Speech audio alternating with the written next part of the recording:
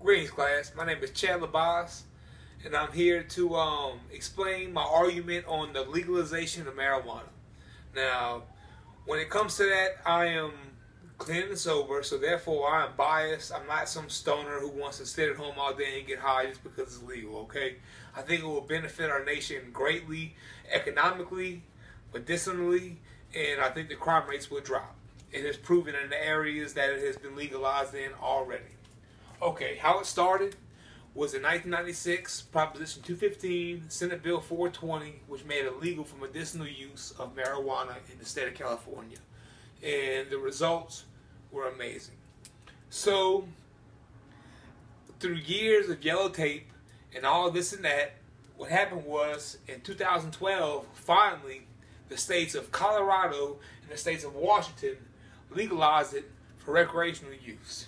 And from that, things like this occurred. Since the legalization in Denver, the crime rate has dropped 14.7%, and not just in one crime or two crimes, in many crimes. It's dropped in crimes such as property crimes, violent crimes, and theft. Now, to me, that's a win-win all around, because what it does is it keeps the kids out of going into ghettos and bad neighborhoods to buy the marijuana to where they can go and buy it in a controlled setting, so it's more safe and more sound. Also, the medicinal uses.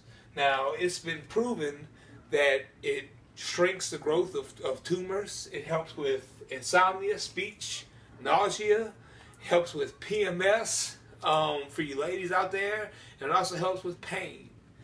And also, the most important is the economic growth.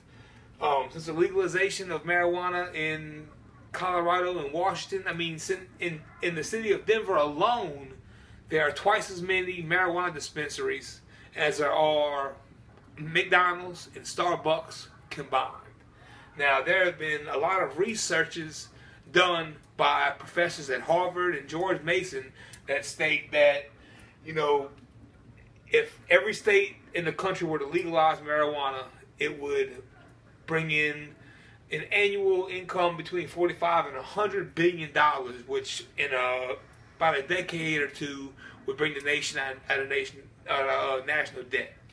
So, what the opposition might say, they might say, well, will it introduce more young people to marijuana? Well, when I was growing up, I was introduced to it at 11 years old because it was available on every street corner.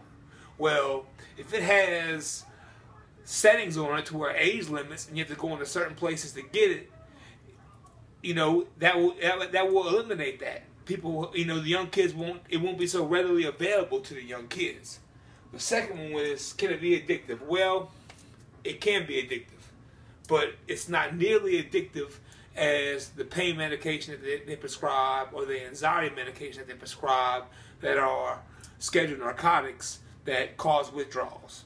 Now, I'm a recovering addict. I went through withdrawals off both of them, and nothing, marijuana was nothing compared to the pain medication or the anxiety medication.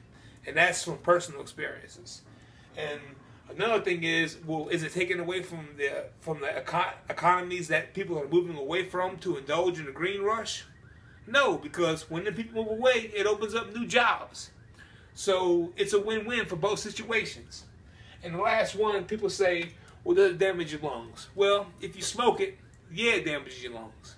Well, they have these new things coming out where they've even been endorsed by Kit Kat and been endorsed by Reese's, to where whenever you go to dispensaries, you can buy a Reese cup, but it has THC in it. Therefore, it does no damage to your lungs. You're getting the medicinal use out of it, and you're also getting the high that you want for recreational use, and does no damage to your lungs. The edibles are great. And to me, as a whole, alcohol impairs you way more than weed does.